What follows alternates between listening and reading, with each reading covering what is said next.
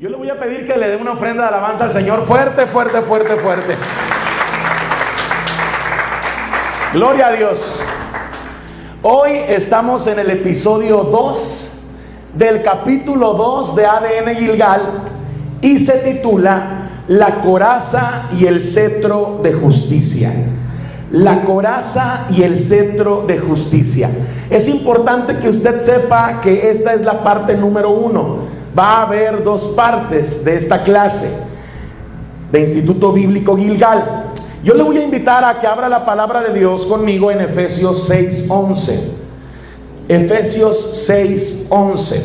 Recuerde que algunos están usando la traducción del lenguaje actual, otros Reina Valera revisada, y puede variar un poco lo que estamos viendo, pero es importante para que veamos la esencia de esta porción bíblica. Dice: en el nombre de Jesús, vestíos de toda la armadura de Dios, para que podáis estar firmes contra las acechanzas del diablo.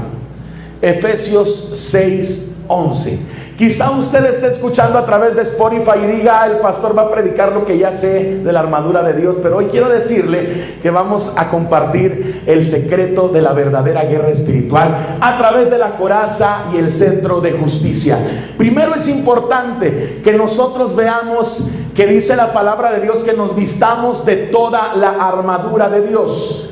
Esto quiere decir que esta es la armadura de Dios. ¿Cuántos dicen amén? Amén. La palabra de Dios nos enseña en Efesios 6:11 que existe la armadura de Dios.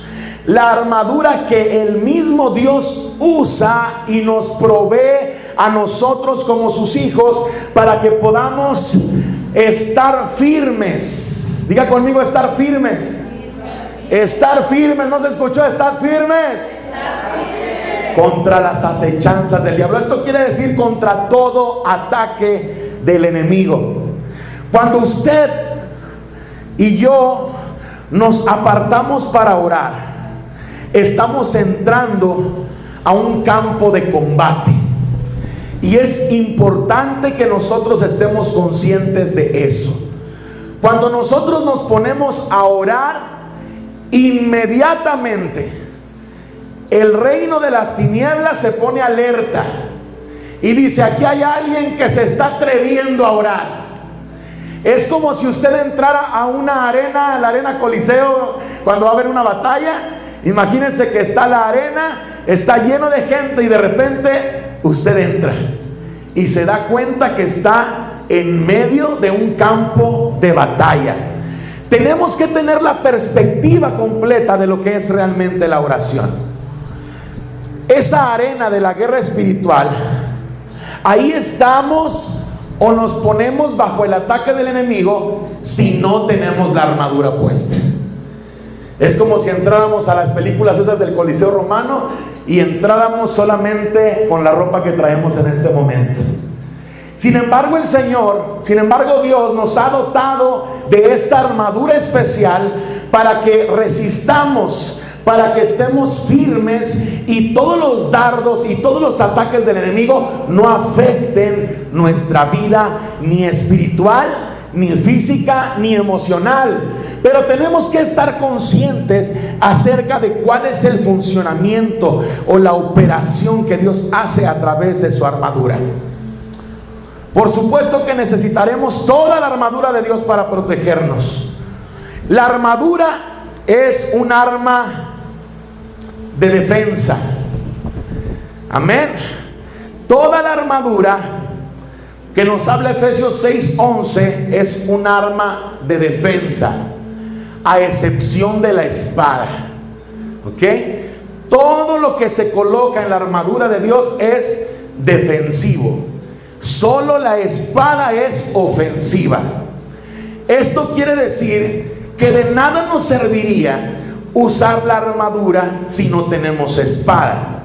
Porque si nosotros solamente tenemos armadura, vamos a recibir solamente los golpes, pero nunca vamos a atacar.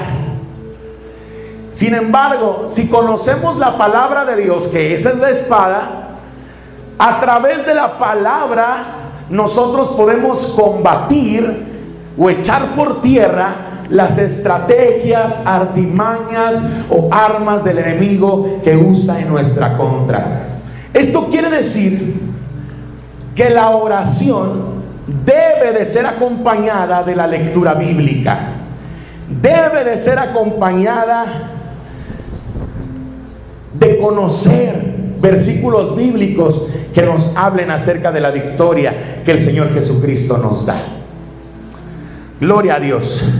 La verdadera guerra espiritual es cuando lo que haces, dices y piensas, otra vez porque no está en la pantalla, la verdadera guerra espiritual es cuando lo que haces, dices y piensas motiva al Espíritu Santo para manifestarse. Otra vez, la verdadera guerra espiritual es cuando lo que haces, dices y piensas motiva al Espíritu Santo para manifestarse a través de ti. Eso es realmente guerra espiritual, y todo lo que sucede a través de la palabra del Señor, a través de nuestra boca. Eso es una verdadera espiritual. No son gritos al aire, es palabra de Dios hablada a través de nuestra boca con entendimiento. Es que la palabra de Dios haya hecho un efecto en nuestra vida, y que cuando nosotros nos presentamos ante Dios para platicar con Él, el mismo enemigo retrocede, porque tiene temor de lo que va a salir de tu boca y de la boca de Dios a través de esa comunión que tú y yo debemos o debiéramos de estar teniendo ya con Dios. ¿Cuántos dicen amén? Estamos hablando de la coraza y el cetro de justicia. Aquí voy a ponerle una imagen en la pantalla de un chaleco antibalas. Este chaleco antibalas prácticamente es la coraza que usaban los guerreros en aquel tiempo cuando los romanos estaban muy activos con este tipo de armamento o ese tipo de armaduras. Los policías en la mayoría de las naciones visten estos chalecos antibalas. Si uno recibe un disparo de una pistola de bajo calibre, el chaleco detiene la bala para que no hiera o mate al policía. Pero en los tiempos antiguos, la amenaza venía de las piedras, lanzas, espadas, y el pectoral o coraza proveía protección a la parte superior del torso del guerrero contra tales ataques. Esto detenía las flechas, esto detenía las puntas de piedra de algunas lanzas. La coraza de justicia tiene la misma función para usted y para mí en el presente a nivel espiritual. Nos provee de protección en la batalla que libramos contra el pecado y contra Satanás. Esta coraza de justicia, amigo y hermano, es la parte importante de nuestra armadura espiritual. Esta nos protege, esta cubre nuestro corazón. ¿Qué quiere decir esto? Anótelo ahí. La coraza me protege de mis emociones y afectos. Esta armadura no solamente nos protege de los ataques del enemigo, sino nos protege de nosotros mismos en nuestras emociones y afectos. Que nuestros sentires no sean movidos por las emociones. Esto quiere decir que nuestras decisiones no sean influenciadas por cosas emocionales, sino que llevemos todo a los pies de Cristo a través de la oración. Esto quiere decir que a través de los afectos, esto quiere decir que a través del amor que tú tienes, el enemigo no use ese amor para manipularte a ti. Ejemplo, cuando uno desborda su corazón con un hijo o con un primo o con un sobrino, y esta persona nos encuentra el área y nos empieza a manipular por ese lado. No es la persona, es el mismo enemigo que está haciéndonos que nos desenfoquemos para debilitar nuestra coraza, para debilitar nuestras emociones y afectos y debilitar esa parte.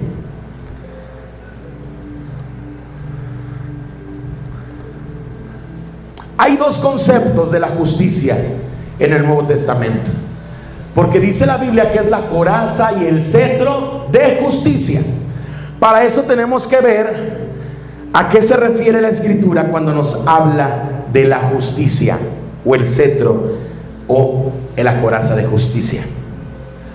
Hay dos conceptos de la justicia en el Nuevo Testamento. Ambos son correlativos a nuestra coraza o pectoral. Ahí usted va a encontrar que es posición de rectitud o justicia imputada, una justicia acreditada. Lo voy a decir de una manera más fácil: es nuestra posición o nuestro carácter de rectitud delante de Dios. Es su bondad o su carácter que es pasado a nosotros a través de Jesucristo.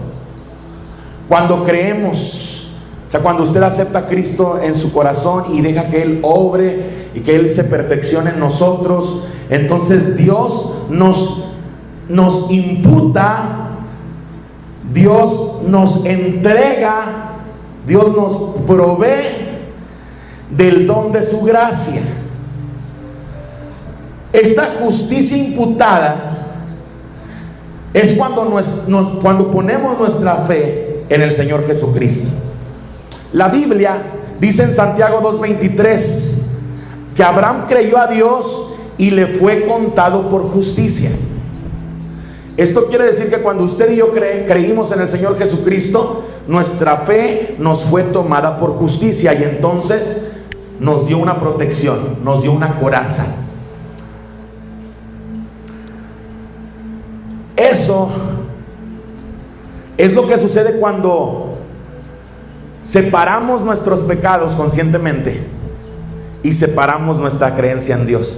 O sea, cuando aceptamos a Cristo, que decimos: yo pequé, yo hice tal cosa y estoy arrepentido, y dejamos todo lo pasado atrás y luego nos enfocamos en lo que es Dios para nosotros, en que Él nos transforme. Ahí ya estamos operando en esa justicia imputada, esa justicia entregada por Dios hacia nosotros. Y número 2, habla de una justicia impartida. La primera es imputada, Dios nos la entrega como un regalo después de que creímos en Jesucristo. Y la número 2 es la justicia impartida. Es su naturaleza justa dentro de nosotros.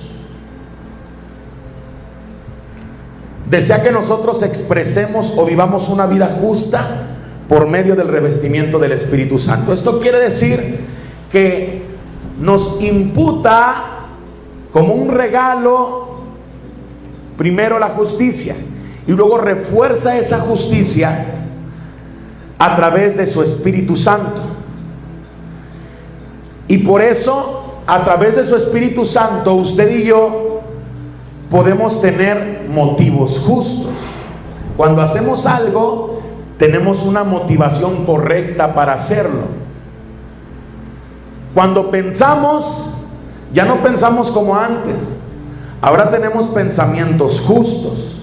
Ese es el deber ser. Cuando hablamos, hablamos cosas justas.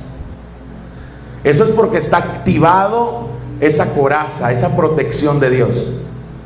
Y cuando hacemos algo, cuando hacemos obras de misericordia, por ejemplo, esas obras que hacemos son justas. Entonces, cuando nosotros aceptamos a Cristo, Él nos da cierta protección. Cuando nosotros recibimos al Espíritu Santo, esa protección sube de nivel. Y si estamos llenos del Espíritu Santo, entonces tenemos motivos justos, pensamos pensamientos justos, hablamos palabras justas y hacemos obras justas. Ahora, Cuando otros nos ven en esta segunda parte de justicia, es la santidad de carácter y conducta. O sea, cuando está el Espíritu Santo en nosotros y ya hizo que tengamos pensamientos justos, motivos justos, palabras justas, obras justas, también sucede lo siguiente: hay motivos puros, hay actitudes correctas. ¿Cuántos dicen ¡auch! Ser obedientes a la autoridad, hablar la verdad en amor, ser honestos en todos nuestros asuntos, trabajar en nuestro trabajo como si Jesús fuera nuestro jefe. Todo esto sucede cuando realmente tenemos la protección de esa coraza y centro de justicia en nosotros. Tiene que haber una transformación en todos nosotros. ¿Cuántos dicen amén? Debe de haber una transformación. Si estamos en la iglesia y estamos buscando de Dios, debe de haber una transformación. Ahora, es correcto, y no se asuste si usted dice: es que yo apenas voy empezando y apenas tengo algunos cambios. Eso es correcto. Dios nos va transformando, y por eso venimos a la iglesia, para que Dios vaya perfeccionando su obra en nosotros. Ahora, todo esto que yo le estoy mencionando no es para que usted se pese y diga: ay, no, a mí me falta mucho, sino que es para que usted comprenda el fin es la oración, que es hacia donde vamos. Todo esto es el resultado de la oración. Esto quiere decir que si no estamos cumpliendo todo esto que estamos viendo en la pantalla y que estamos, o que usted está escuchando en Spotify, en YouTube o en Facebook, es porque nos hace falta orar. Ahora, es orar de una manera correcta, que es lo que vamos a ver a continuación. El Espíritu Santo es la clave. Como tarea, lea Romanos 8. Ahí en Romanos 8 usted va a reforzar esta clase para aquellos que presentan examen. Ahí usted va a aprender más en Romanos 8. Ahí nos dice la clave o llave para vivir una vida justa.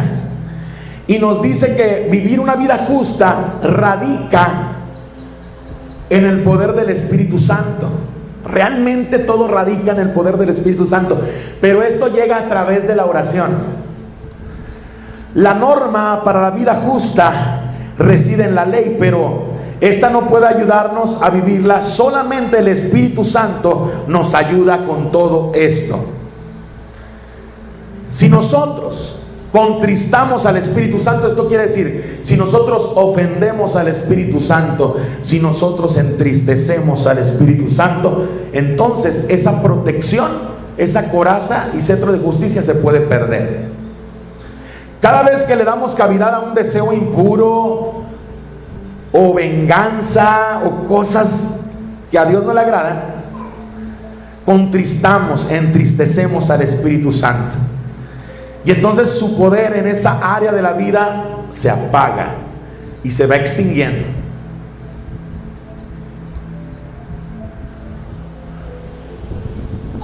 En esos puntos que acabo de mencionar nos faltó servir a otros con gozo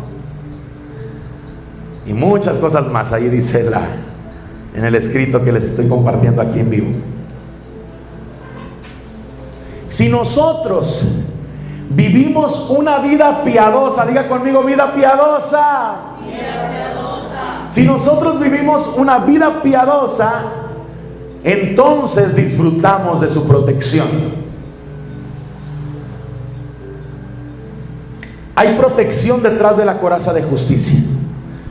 ¿Cómo? A través de nuestro comportamiento correcto, a través de cómo actuamos. Si hacemos lo que es recto, estaremos seguros. Y si somos cuidadosos, diligentes y morales en todo lo que hacemos, decimos y pensamos, vamos a disfrutar de la protección de Dios y de la victoria.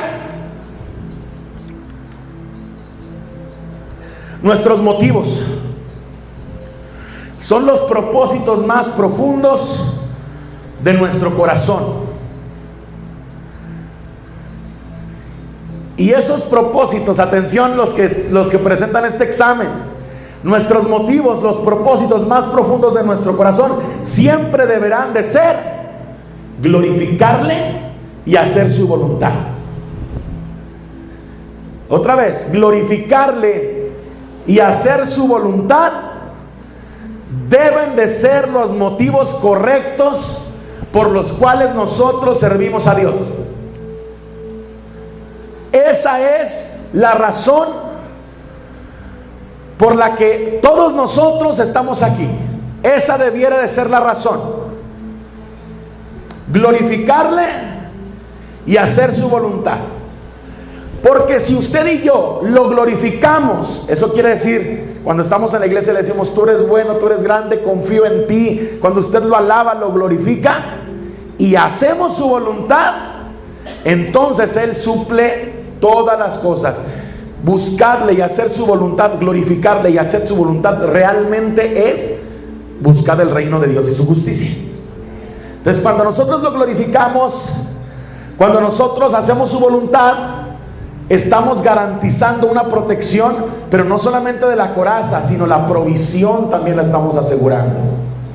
Veía el día de ayer una película que se me olvidó el nombre, pero estaban en una batalla, y lo que me llamó mucho la atención es que los soldados estaban muy hambrientos.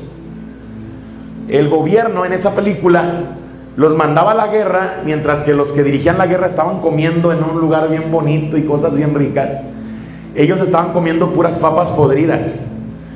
Y cuando ellos conquistaban un lugar, rápidamente empezaban a buscar la comida que había ahí. Bueno, el Señor, nuestro Dios, el Dios de Abraham, de Isaac, de Jacob, a usted y a mí nos dio una protección para estar firmes ante las artimañas del diablo. Nos dio una protección no nada más para soportar, para vencer, para atacar el reino de las tinieblas, pero todavía además de eso nos da la provisión. O sea, no somos soldados que somos enviados para perder una batalla y para morir de hambre. No, somos soldados que somos equipados en todas las áreas, incluso en el área de la provisión. Escuche las palabras del apóstol Juan a medida que escribía a la iglesia de Sardis. Mire, Apocalipsis 3, versículos 4 al 6. Escuche esto.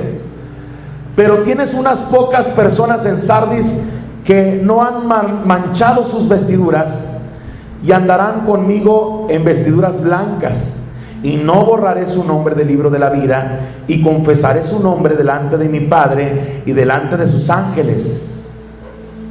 Y luego dice: el que tenga oído, oiga lo que el Espíritu dice a la iglesia.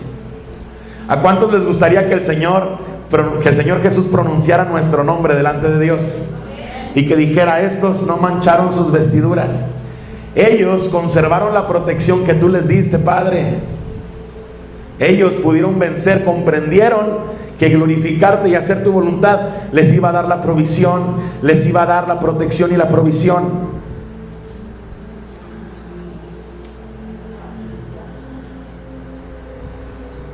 Quiero cerrar con esto. Bueno, quiero iniciar con esto. Estamos en guerra. Y si esto lo decían hace 10, 20 años, Cristo pronto viene, prepárate. Le quiero decir que hoy en día realmente es una emergencia. Estamos en guerra. Hoy en día Sodoma y Gomorra nos quedan cortísimos, porque el pecado que se movía en Sodoma y Gomorra y las ciudades que estaban alrededor no representa ni el 5% de la población mundial actualmente. Solo quiero que tenga esa perspectiva de las cosas. Génesis 18 nos habla cuando el mismo Dios baja a la tierra a visitar a Abraham. Los que son nuevos en la iglesia, lean Génesis 18, se van a dar cuenta que ahí viene que el mismo Dios bajó y visitó a Abraham. En la Biblia, que usted lo busque, y dice que Dios comió con Abraham y estuvo ahí por horas abajo de un árbol. Incluso dice que les preparó un becerro, les preparó comida asada, y era ¿cómo se dice? Becerrito, vaca. Les preparó alimento asado, y por lo menos cuando platicamos en ese estudio nos decían, para asarse eso debió haber pasado de 3 a 4 horas, por lo menos. Un ternero. Entonces, usted va a poder ver en Génesis 18 esto. ¿A qué voy con esto? Cuando visita a Dios es porque le viene a avisar a Abraham que va a destruir Sodoma y Gomorra y las ciudades de alrededor, porque se había contaminado toda la carne. Eso quiere decir que ya no nada más era homosexualismo y lesbianismo, sino bestialidad hasta con animales. Dice, se había corrompido toda carne. Hoy en día no solamente se comete ese tipo de pecados. Si usted ve en internet, en algunos países ya es legal que algunas personas se casen con animales o que sean reconocidas como un género, como animales. Eso no sucedía en Sodoma y Gomorra. Eso está sucediendo hoy. La ley ahora permite que señores de 40, 50, 60 años sean reconocidos como niñas de 6 años, promoviendo la pedofilia. Eso no sucedía en Sodoma y Gomorra. Eso está sucediendo hoy, y no en una ciudad ni en 2. Está sucediendo en todo el mundo hoy en día. Por eso estamos en guerra. Pablo concluye sus instrucciones sobre la preparación para la guerra con las siguientes palabras. Efesios 6:18. Note esto, importantísimo. Iniciamos hablando de la armadura de Dios, ¿verdad que sí? En Efesios 6. Y en Efesios 6 nos habla de la armadura relacionada con la oración. Y aquí está la comprobación, Efesios 6:18.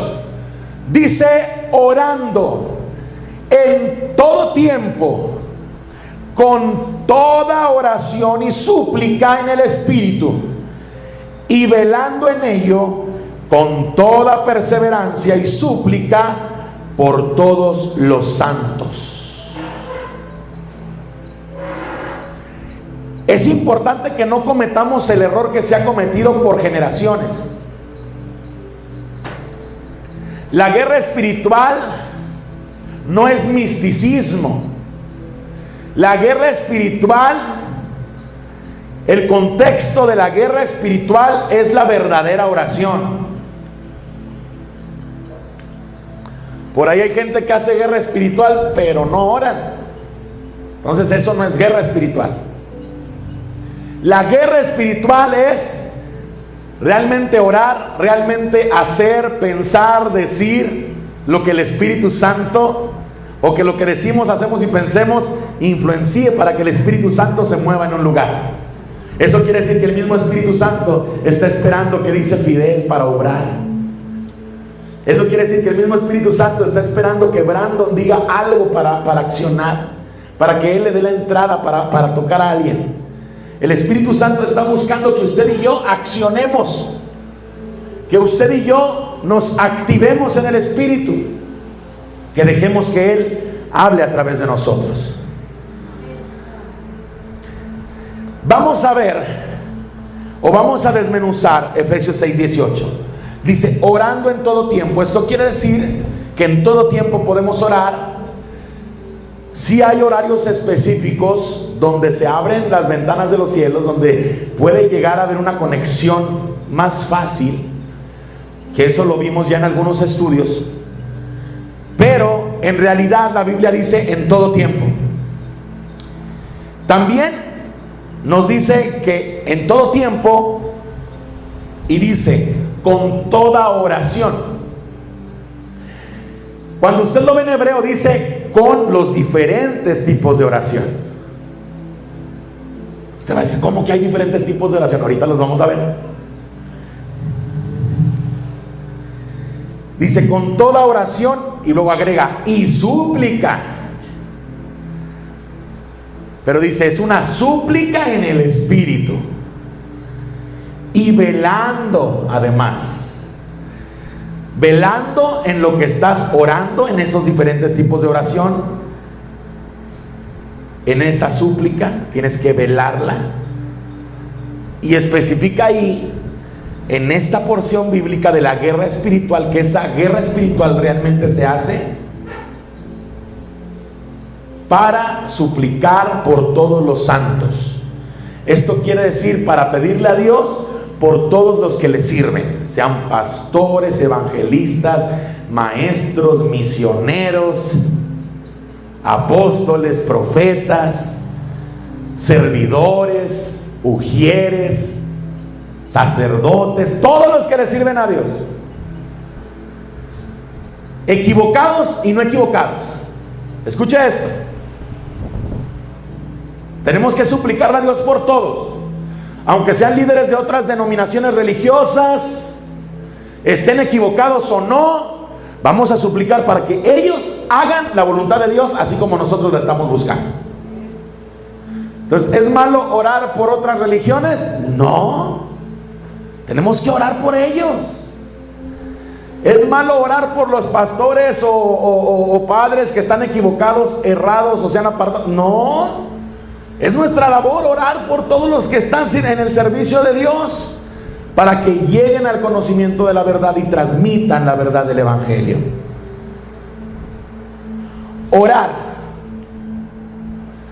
Orar es hablar y dialogar. Tiene que cambiar nuestra perspectiva de oración. Cuando le dicen a usted, haga una oración, lo primero que dice la gente es: yo no sé orar.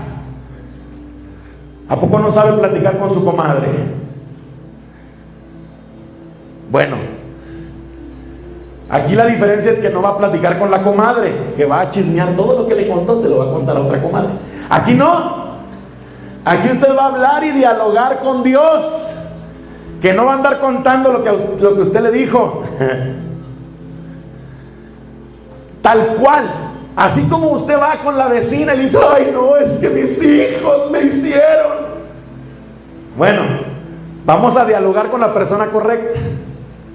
Padre, mira lo que estoy batallando con mis hijos. Me siento de esta manera. Estoy sufriendo esta situación. Me duele cuando me dicen esto. Es una plática. ¿Se fija que no estamos pidiendo nada? Todavía no estamos pidiendo. La palabra oración es hablar y dialogar. Platicas con Dios. ¿Cómo te sientes? ¿Qué te está pasando? Eso es orar realmente. Y luego vamos a ver la palabra clamar. Clamar es un grito de auxilio. Es pedir con desesperación en el corazón, tener angustia y aflicción por la petición que tienes. Clamar, ahí ya hay una petición, aquella que sale de lo más profundo de tu ser. Esto quiere decir, primero oro, primero diálogo. Padre, me dolió lo que me dijo mi hijo, me afectó tanto lo que él me dijo, me puse triste, no paro de llorar. Y luego cambia a clamor: pero Señor, ayúdame por favor, transforma la vida de mi hijo, él está sufriendo por esta situación, ten misericordia de él. Yo te pido, Padre, con todo mi corazón, que trates con el carácter, con el temperamento de mi hijo, y que te pueda conocer. Haz tu voluntad en él. Y si está en las drogas, yo creo que usted clamaría más de lo que yo estoy poniendo como ejemplo. Y si su hijo está enfermo, clamaría todavía más. ¿Por qué? El clamar es un grito de auxilio, es una emergencia. Platico con Dios, pero ahora necesito que obres con esta situación, Dios. Amén, ¿está quedando claro? Amén. Ahora la Biblia también especifica en varios versículos: pedid y se os dará. ¿Ok? La palabra pedir es una petición gentil. ¿Por qué? Ahora en redes sociales te encuentras videos donde dice: yo decreto que me irá bien económicamente, yo declaro que soy un millonario. Ok, la Biblia es clara y nos dice que busquemos el reino de Dios y su justicia, y el dinero, la casa, la ropa vienen por añadidura. También nos invita a que pidamos, pero la palabra pedir es pedir con gentileza. Señor, estoy pasando por una situación económica difícil, te pido que me suplas esta necesidad. Es como si metieras una solicitud. Bueno, cuando metes una solicitud al banco, nada más te van a prestar y Dios te lo va a dar. Entonces, si tú le pides algo a alguien, lo pides con gentileza, lo pides con tacto, porque hoy en día escuchas oraciones tal cual como la siguiente: Jesús, si yo te pido que vayas y les des de comer a los niños de África, y que vayas y toques a esta gente que necesita de ti. O sea, el cristiano, en lugar de pedir, está mandándole a Jesús y a Dios a que hagan las cosas. Cuando habla de pedir y se os dará, habla específicamente, el contexto es su Espíritu Santo. Señor, yo te pido de tu Espíritu Santo. Es que si tenemos el Espíritu Santo de Dios, Él nos va a enseñar en todas las áreas. Rogar, esa es una petición desesperada. Acuérdense que vimos auxilio en el clamar. Ahora rogar es una petición desesperada e insistente. Esto quiere decir que no lo hago una vez, ¿qué?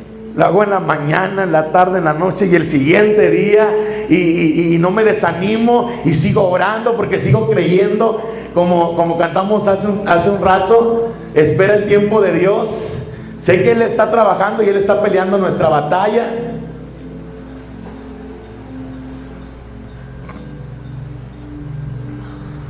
Rogar. Y luego tenemos suplicar. Es una petición de mayor desesperación. También puede ser sinónimo de rogar. Te suplico. ¿Qué? Primero pedimos una llamada de auxilio. ¿Qué quiere decir? Me acerco en oración a Dios por una emergencia.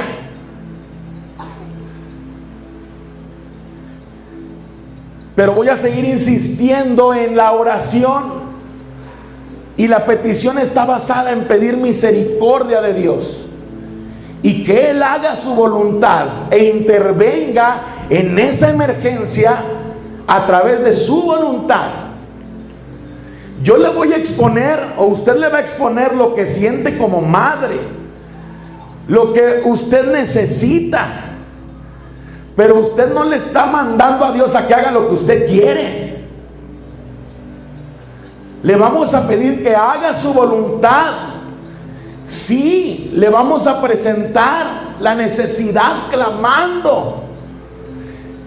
Sí, pidiéndole, rogándole, suplicándole que intervenga conforme su voluntad.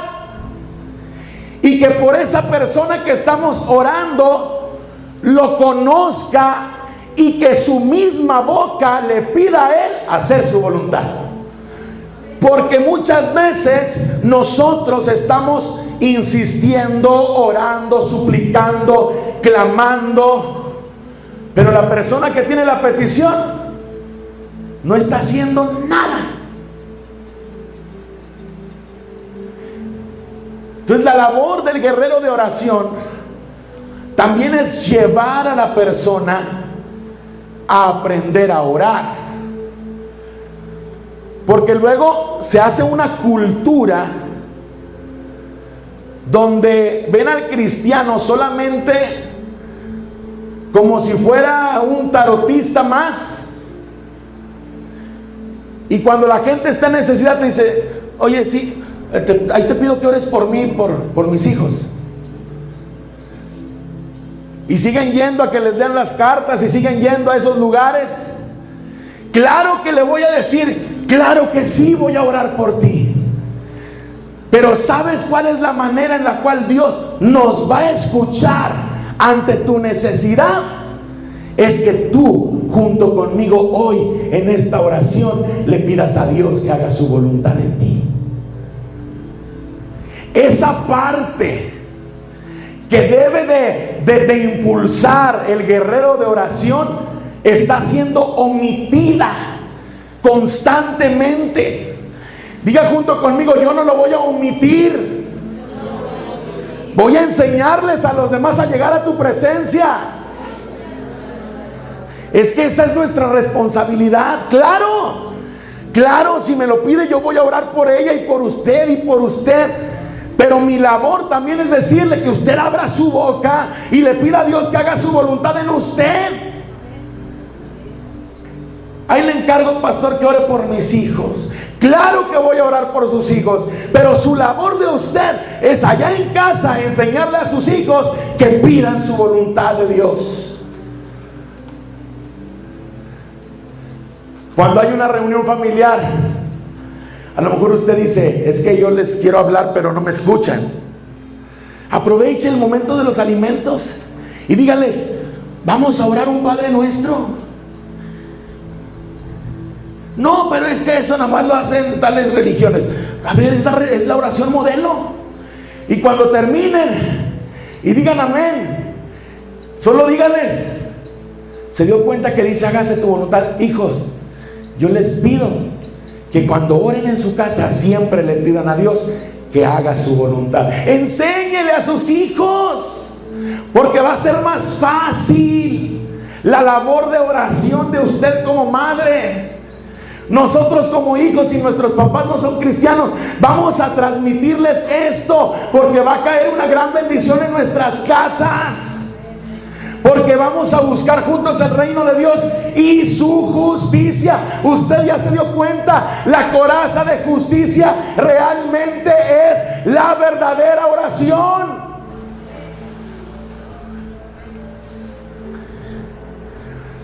Velad y orad significa tener una constante vigilancia. Aquí en la iglesia nuestra pastora constantemente nos dice en las madrugadas, velad y orad. En la Biblia encontramos 2 veces esa palabra. Una de ellas, la más importante, es el Señor Jesucristo. Antes de empezar a padecer lo que tenía que padecer por nosotros, los invitó a todos a velar y orar, y lo dejaron solo a medianoche. Pero hay un remanente, hay un pueblo que va a estar dispuesto a velar y orar en los momentos de importancia. Y le voy a decir qué es velar y orar. Velar y orar es estar apercibido a través del Espíritu Santo. Porque a través de velar la oración, eso quiere decir vigilar la oración. Si usted está orando por alguien durante el día, ore también durante la noche, porque eso es velar la oración. Eso es resguardar la oración. Recuerde el contexto de esto, está en Efesios 6:18, orando en todo tiempo, con toda oración y súplica en el Espíritu, y velando en ello con toda perseverancia y súplica por todos los santos, por todos los que buscan la voluntad de Dios. Eso quiere decir.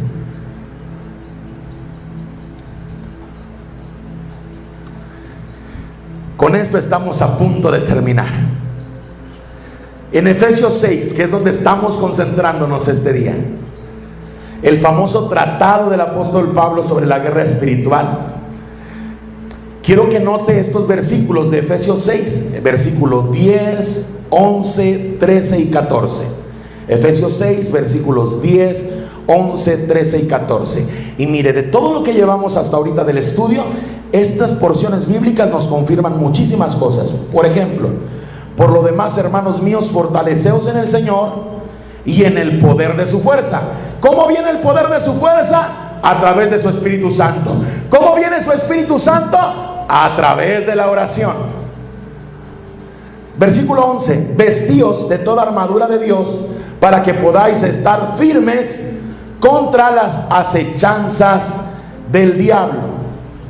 Nos habla de hacer nuestras, de colocarnos esa armadura, pero no solamente como declaraciones de yo me pongo el yelmo. Lo vamos a hacer a lo mejor en fe o de manera profética, pero en realidad colocarnos la armadura es tener una comunión con Dios, memorizar versículos bíblicos. Eso es realmente ponernos la armadura. Ser misericordiosos, eso es realmente ponernos la armadura. Versículo 13: por tanto, tomad toda la armadura de Dios para que podéis resistir el día malo, y habiendo acabado todo, estar firmes. Que dijimos hace un momento, la armadura de Dios nos protege, y ¿qué más? Nos provee. Por eso es que el versículo 13 nos confirma que cuando nos vestimos de la armadura, cuando somos misericordiosos, cuando oramos, cuando leemos la Biblia, cuando memorizamos versículos, cuando hacemos todo esto, entonces y solo entonces podemos resistir el día malo. Cuando todo está difícil, hermana, cuando no hay dinero, cuando corrieron al viejo, al esposo, al hijo del trabajo, usted no va a batallar, porque usted estuvo velando, porque usted estuvo orando, y entonces Dios le va a poner esa coraza que le trae protección y provisión. Versículo 14: estad firmes, ceñidos vuestros lomos con la verdad. Ceñid vuestros lomos, esta parte de aquí son los lomos. Por eso ahí va el cinto, y ceñir es apretar muy bien el cinto. Aquí en México decimos cuando los varones nos fajamos bien los pantalones. Estamos hablando de ceñir los lomos, es como si dijéramos, como si parafraseáramos espiritualmente. Espiritualmente nos fajamos bien los pantalones espirituales. Espiritualmente nos fajamos los pantalones espirituales. ¿Por qué dicen que el varón ¿cómo dicen? Se faje los pantalones? Porque es un símbolo de autoridad. Es un símbolo que tiene autoridad. Por eso le dicen, necesitas fajarte los pantalones. Y las mujeres, no puedo decir como dicen aquí en México, pero también ellas se fajan. ¿Qué quiere decir? Usted tenga la autoridad que Dios le dio. Por eso ciño mis lomos, me aprieto bien aquí. Un día me dijo a mí mi papá, bien enojado: ¿qué crees que va a pasar si me quito el cinto? Y yo le dije, se le van a caer los pantalones. Bueno, así igualito de risa nos vemos nosotros cuando no nos ceñimos el cinto de la verdad. Cuando somos falsos, en cualquier momento se nos van a caer los pantalones. En cualquier momento vamos a pasar una vergüenza. Por eso necesitamos ser verdad y fajarnos bien ese cinto de la verdad también. Ceñid los lomos de vuestro entendimiento, dice la Biblia. Ahorita le hablé aquí. Bueno, cuando uno se ciñe el lomo, también se ciñe del entendimiento.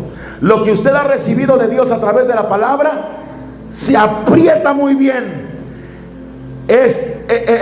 Se aprieta muy bien ese conocimiento, esa bendición que Dios le trajo a través de la palabra. ¿Qué pasa también? Usted y yo nos hacemos más sobrios.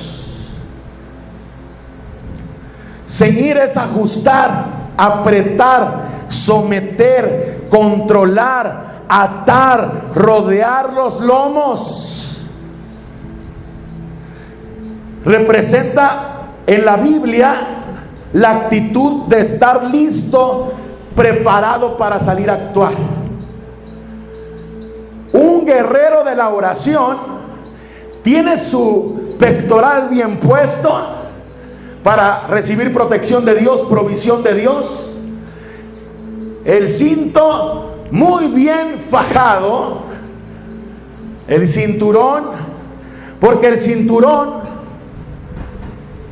realmente determina que estamos listos para salir a actuar, que tenemos la armadura bien colocada y que aunque pese parte de la armadura, el cinto de la verdad va a sostener mucho de ese peso. Cuando usted ve lo que Pablo le dijo a los efesios, todo lo que usted ve en Efesios 6, todo lo que acabamos de ver el día de hoy, usted se da cuenta que él estaba preparando a esa iglesia para ser guerreros de oración. Él estaba preparando a esa iglesia para que trajeran los cintos muy bien fajados, y que si alguien les decía estoy enfermo, ellos tenían una respuesta ante esa necesidad. Si alguien les decía es que estoy endemoniado, había una respuesta a esa necesidad. Cuando alguien les decía tengo problemas mentales, emocionales y físicos y espirituales, la iglesia de Éfeso tenía una respuesta para eso, porque era una iglesia que estaba orando, porque era una iglesia que siempre estaba velando. Siempre había alguien en esa iglesia que estaba atento a lo que iba a suceder en el territorio.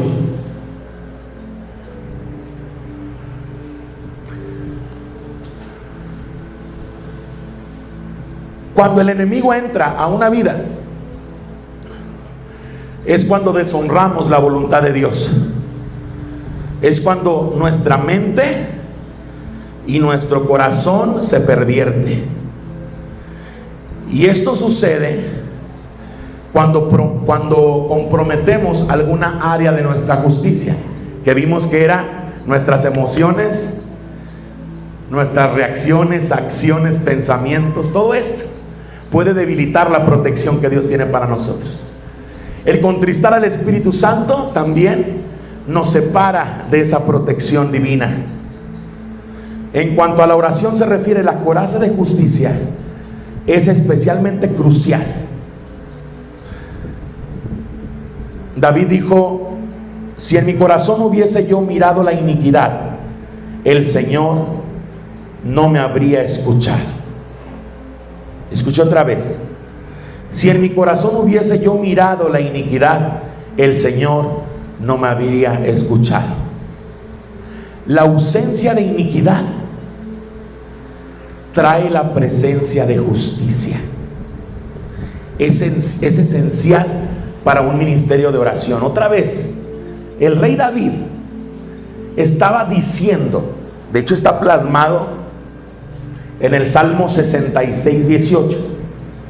Otra vez, escuche con atención: si en mi corazón hubiese yo mirado la iniquidad, el Señor no me habría escuchado. David estaba reconociendo que como él en ese momento no estaba viendo como maldad lo que estaba pasando por él, él sabía que eso le había traído una oportunidad. Por eso cuando abunda el pecado, sobreabunda la gracia. Preparémonos, porque Dios va a perdonar a muchos de nuestros hijos, de nuestros hermanos, de nuestros vecinos. Dios va a tener misericordia. Y si nosotros hacemos la labor de enseñarlos a que Él haga su voluntad, yo le aseguro que vamos a ver personas convertidas como nunca habíamos visto en nuestra vida. Y es que Dios es así. Dios es un Dios misericordioso, Dios es un Dios bondadoso, y Dios abre oportunidades para todos aquellos que lo buscan y lo reconocen como Señor. La ausencia de justicia en el liderazgo es lo que causa más problemas. Por eso usted y yo tenemos que marchar hacia adelante para entender cuán importante es para nosotros vestirnos de esa coraza de justicia. Y de ese modo la autoridad del cetro nos va a traer muchos beneficios. Conclusión: la autoridad procede de la justicia, conducta correcta. Otra vez, la autoridad viene cuando usted y yo tenemos una conducta correcta ante Dios y ante los demás. Vemos esa verdad espiritual obrando en la vida de Jesús. La gente se asombraba y se pasmaba ante la autoridad de sus palabras y maravillas. Los demonios desaparecían ante su reprensión. Los enfermos eran sanados con un simple toque. Los muertos resucitaban ante su palabra de mando. El pan y los peces se multiplicaron. Las tormentas eran silenciadas y muchas otras señales y milagros fueron vistos y oídos. Porque alguien, el Señor Jesucristo, estaba en constante oración con el Padre y velando esa oración constantemente. Estas señales comprobaron que Él recuperó el cetro de justicia de manos del enemigo. Si violamos ese principio de justicia, o sea, el comportamiento justo, vamos a limitar la demostración del poder de Dios y la autoridad a través de nuestras vidas. Dejemos de limitar a Dios. Ya no limitemos a Dios. Me puede preguntar, ¿y de qué manera, pastor, estamos limitando a Dios? No teniendo una conducta correcta ante Dios y ante nuestro prójimo. Si nosotros no tenemos una conducta correcta ante Dios y ante nuestro prójimo, eso nos va a separar. Y voy a aclararle, la conducta correcta es lo básico: la misericordia y el amor. Misericordia y amor. Diga conmigo: misericordia y amor. Misericordia y amor. La misma Biblia dice que muchos hospedaron ángeles. Démosle un vaso de agua a alguien cuando nos lo pide. Démosle una sonrisa a nuestro hermano. Amémonos unos a otros y oremos unos a otros. Dice la Biblia: pedir por los santos. Mire, voltéese a ver, aquí hay muchos. Y le acabo de mencionar hace un momento, y también cristianos de otras iglesias, otras denominaciones. Ellos están buscando a Dios. A lo mejor algunos nos equivocamos, o algunos están errados, otros no, pero somos un solo pueblo en Dios. Vamos a orar por ellos. Vamos a orar por la iglesia de Cristo a nivel mundial, que seamos una iglesia que realmente tengamos una conducta correcta, que realmente estemos moviendo la justicia de Dios en esta tierra. Ese es el compromiso de un verdadero guerrero de oración. Usted que nos está escuchando a través de las plataformas digitales, le invitamos a que escuche el siguiente episodio, la segunda parte de la coraza y el cetro de justicia. Que Dios le bendiga.